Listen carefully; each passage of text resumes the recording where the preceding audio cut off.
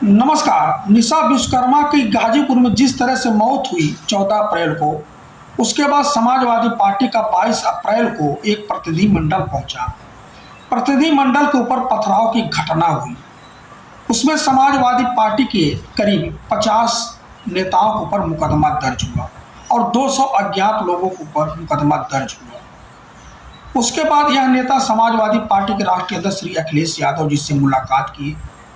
अखिलेश यादव जी ने ऐलान किया कि 29 अप्रैल को वह गाजीपुर जाएंगे और स्वयं निशा विश्वकर्मा के पिता सियाराम विश्वकर्मा से मुलाकात करेंगे और जो पीड़ित परिजन हैं उनके प्रति अपनी संवेदना व्यक्त करेंगे और उनकी लिए न्याय की आवाज़ को बुलंद करेंगे। उससे पहले ही सरकार बैकफुट पर आई।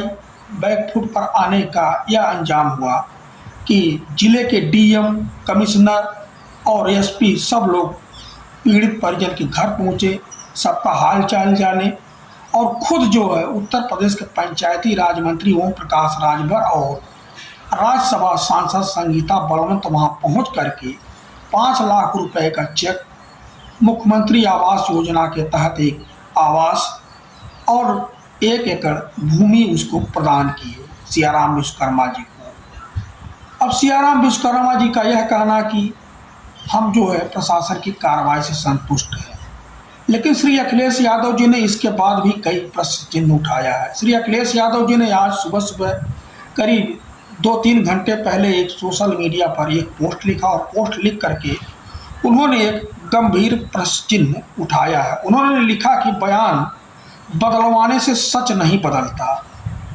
उत्तर प्रदेश में इतना कमजोर मुख्यमंत्री हमने कभी नहीं देखा जो घोर अत्याचार के शिकार गरीब बेबस पीड़ितों पर दबाव डालकर बयान बदलवाते हैं।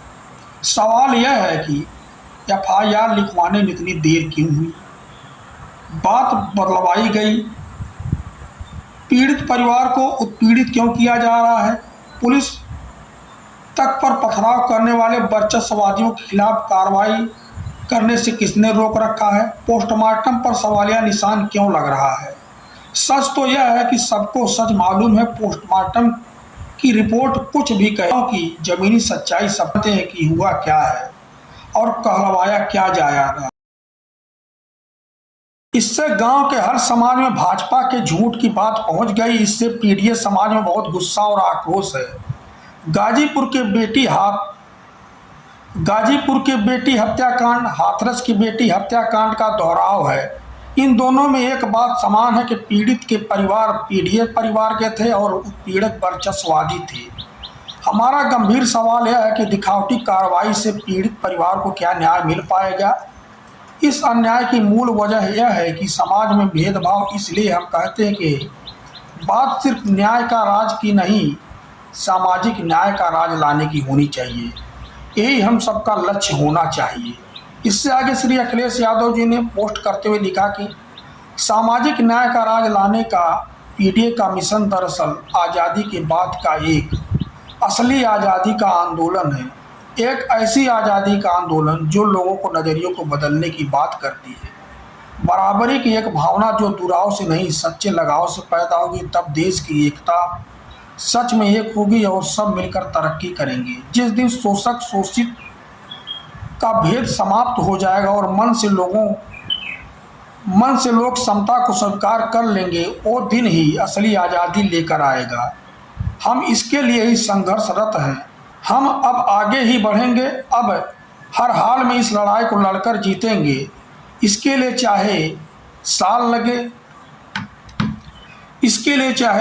लगे या सदी लगे। इस तरह से सपा अध्यक्ष अखिलेश यादव जी ने लंबा चौड़ा पोस्ट लिखा और उन्होंने एक बात का दोहराव जो किया इस पोस्ट में कि हम जो अब पीछे नहीं वापस होंगे, यानी वह 29 अप्रैल की जो अपनी यात्रा है उसको टालने वाले नहीं है। 29 तारीख को वह वहाँ जाएंगे और पीड़ित परिजनों से मुलाकात करेंगे। अब शासन प्रशासन क्या करता है ये तो अलग विषय है, देखने वाली बात है। क्या सरकार वहां जाने की इजाज़त देगी, प्रशासन इजाज़त देगा, यह भी आने वाले समय में पता लग जाएगा। धन्यवाद।